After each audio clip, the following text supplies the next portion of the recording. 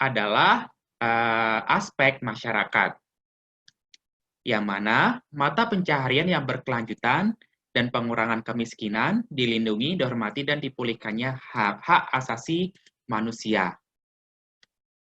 Di sini ada dua prinsip. Untuk prinsip kedua itu lebih kepada memastikan legalitas, penghormatan hak atas tanah, dan kesejahteraan masyarakat. Untuk prinsip ketiga itu lebih kepada penghormatan hak asasi manusia, termasuk hak dan kondisi pekerja. Di sini ada 11 kriteria dan 27 indikator dalam dua prinsip tersebut, yang mencakup hak atas tanah tanpa konflik, persetujuan atas dasar informasi di awal tanpa paksaan, tanpa praktek kerja paksa, upah yang adil, tanpa diskriminasi, dan tentunya juga mempertimbangkan kesehatan dan keselamatan kerja atau K3, di mana K3 ini juga cukup penting untuk memastikan keamanan begitu ketika bekerja di kebun. Lanjut, untuk kriteria 2.1, pekebun memiliki hak legal atau adat dalam memanfaatkan lahan sesuai dengan hukum nasional. Di sini indikator kelayakannya, pekebun dapat memberikan informasi peta lahannya beserta bukti kepemilikan. Untuk indikator tahapan B, untuk tahapan A lebih kepada pekebun dapat membuktikan kepemilikan secara sah ataupun mereka dapat menunjukkan bahwa mereka sudah dalam proses pelegalan. Untuk tahapan B, peta lahan pekebun ditentukan batasnya dengan jelas dan dipelihara. Dan pekebun hanya beroperasi di dalam batas tersebut. Tentu saja, dengan adanya batas tersebut harus mendapatkan persetujuan juga oleh petani yang kebunnya berbatasan dengan Bapak dan Ibu semua. Lanjut, kemudian 2.2, yaitu pekebun tidak pernah mendapatkan lahan dari masyarakat adat atau setempat tanpa disertai FPIC dari mereka tanpa pendekatan FPIC yang disederhanakan. Jadi, untuk pendekatan FPIC yang disederhanakan ini, saya rasa hal yang cukup baru bagi Bapak dan Ibu semua. Oleh sebab itu, RSPO saat ini sedang membuat guidance atau panduan untuk pendekatan FPIC yang disederhanakan. Selain itu, dalam seri Sustain Talk akan ada sesi khusus tentang pendekatan FPIC ini, yang mana akan dibimbing, yang akan disampaikan oleh Bu Febe Lamuro.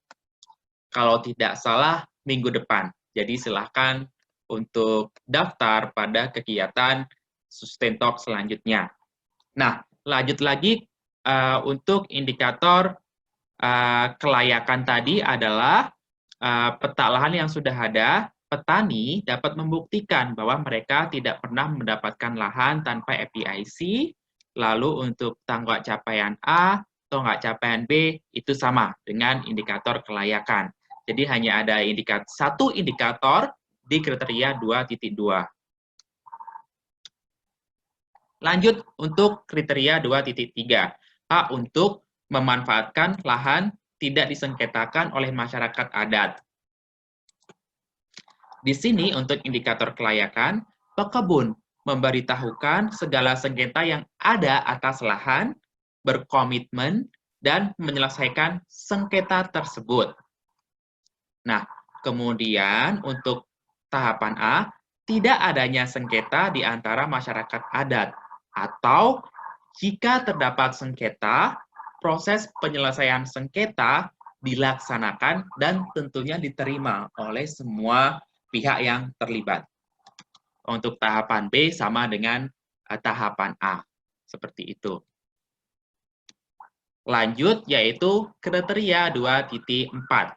Petak pekebun berlokasi di luar kawasan yang diklasifikasikan sebagai Taman Nasional atau kawasan lindung oleh hukum nasional, sebagaimana diatur dalam interpretasi nasional. Nah, Menyangkut dengan interpretasi ini, RSPO saat ini sedang membuat gugus tugas atau working group yang bernama Tim Interpretasi Lokal Indonesia, di mana Bu Uki juga turut serta dalam proses ini.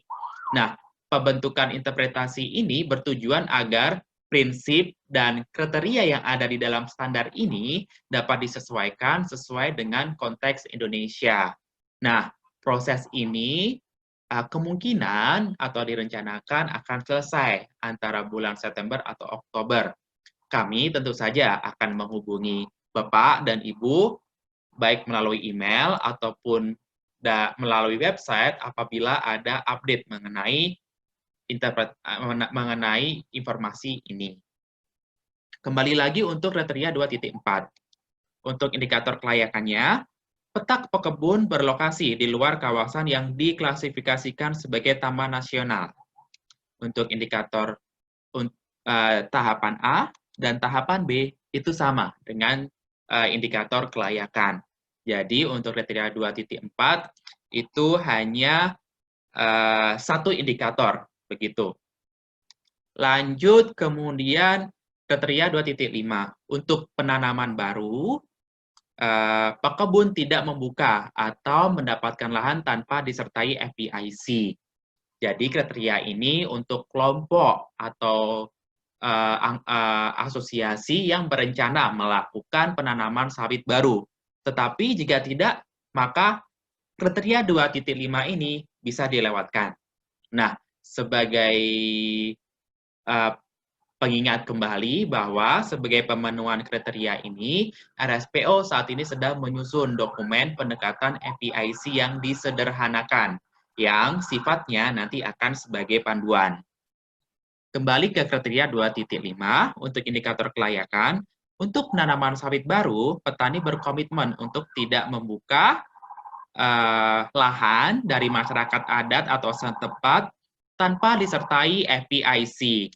Untuk tahapan capaian A, itu petani menyelesaikan pelatihan mengenai cara menggunakan pendekatan FPIC yang disederhanakan, dan tahapan B lebih kepada pekebun atau masyarakat adat yang terkena dampak bersama-sama menyepakati rencana untuk pembangunan sawit baru jika pembangunan ini menyebabkan terjadinya perubahan manfaat lahan. Nah, kemudian 2.5